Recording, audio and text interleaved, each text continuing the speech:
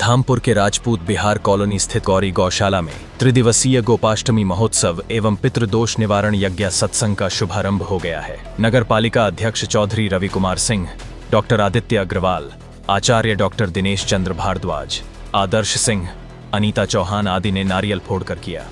इस अवसर पर गौ सेवक गौतम गिरी ने सभी अतिथियों का पटका पहनाकर स्वागत किया। महोत्सव के प्रथम दिन आश्रम प्रांगण से भव्य शोभा यात्रा निकाली गई, जिसमें सैकड़ों श्रद्धालु भक्त शामिल हुए। शोभा यात्रा नगर के प्रमुख मार्गों से होते हुए मंदिर प्रांगण में पहुंचकर संपन्न हुई। नगर वासियों ने यात्रा का जगह जगह पुष्प वर्षा और प्रसाद वितरण कर स्वागत किया। महोत्सव के प्रथम दिवस पर भव्य धार्मिक अनुष्ठानों और भक्तिमय वातावरण के बीच कथा, यज्ञ और भजन संध्या का आयोजन किया गया। कथावाचक आचार्य डॉक्टर दिनेश चंद्र भारद्वाज ने श्रद्धालुओं को संबोधित करते हुए कहा कि गौ माता का प्राकट्य कार्तिक शुक्ल पक्ष की अष्टमी तिथि को हुआ था। इसी कारण इस दिन को गोपाष्टमी पर्व के रूप में मनाया जाता है। उन्होंने कहा कि गौमाता केवल एक पशु नहीं, बल्कि समस्त सृष्टि का आधार है। इनके दर्शन और सेवा से जीवन में सुख, समृद्धि और शांति का आगमन होता है। गौमाता की सेवा करने वाला व्यक्ति कभी दुखी नहीं रहता। पितरों की शांति और घर परिवार में कल्याण की कामना से जो भक्त इस दिन गौपूजन करते हैं, उनके सभी कष्ट दूर हो जाते हैं। कार्यक्रम में मोती शर्मा, कविता भारद्वाज, रजनी वर्मा, बबीता त्यागी, मीना बंसल सहित बड़ी संख्या में श्रद्धालु उपस्थित रहे। कथा के समापन पर आरती की गई और सभी भक्तों को प्रसाद वितरित किया गया। आयोजकों ने बताया कि आने वाले 2 दिनों में गौरी गौशाला परिसर में भजन संध्या, हवन, गौदान और समापन महाआरती का आयोजन किया जाएगा। महोत्सव का उद्देश्य समाज में गौ संवर्धन, संस्कार और अध्यात्म का संदेश फैलाना है। धामपुर से शरद राजवंशी की रिपोर्ट। हमारे सनातन पद्धति में गोपाष्टमी एक बहुत लंबे समय से मनाई जाती है, जो कार्तिक अष्टमी को जब गौ माता समुद्र मंथन से प्रकट हुई थी, तब से यह कार्यक्रम चल रहा है। तो इसमें लोग गौ सेवा के प्रति जुड़े, ऐसा भाव लेकर के त्रिदिवसीय ये कार्यक्रम का आयोजन किया है।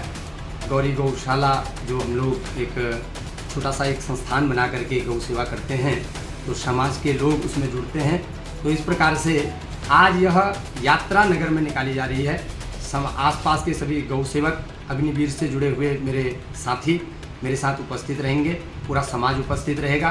पूरे कलश यात्रा के साथ पूरे नगर में ये यात्रा निकाली जाएगी कार्तिक मास में, और शाम 2 से 5 गौ माता की कथा 3 दिन तक यहाँ पर की जाएगी।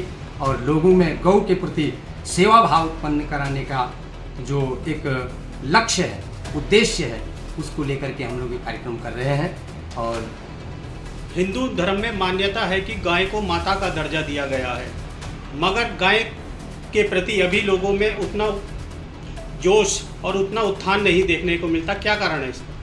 देखिए, ऐसा है, समय के अनुसार लोग अर्थ प्रधान हो गए हैं, केवल अर्थ को ही व्यक्ति महत्व दे रहे हैं। गाय तो छोड़िए, मैं कहूँ आजकल अपनी माता को भी लोग महत्व नहीं दे रहे। वृद्धावस्था में लोग वृद्धाश्रम में माता को भेज रहे हैं। तो ये तो विकृति है ही। इसी विकृति में सुधार आए, इसके लिए समय समय पर लोगों को प्रेरणा भी दी जाती है। प्रातःकाल उठ के रघुनाथा, माता पिता गुरु ना वही माता। रामायण काल में भी माता पिता को प्रणाम करने का विधान बताया। और माताओं में श्रेष्ठ गौ माता, राष्ट्र माता। गौ माता हमारा पालन करती है, हमें दूध देती है, हमारी प्रकृति को सुरक्षित रखती है।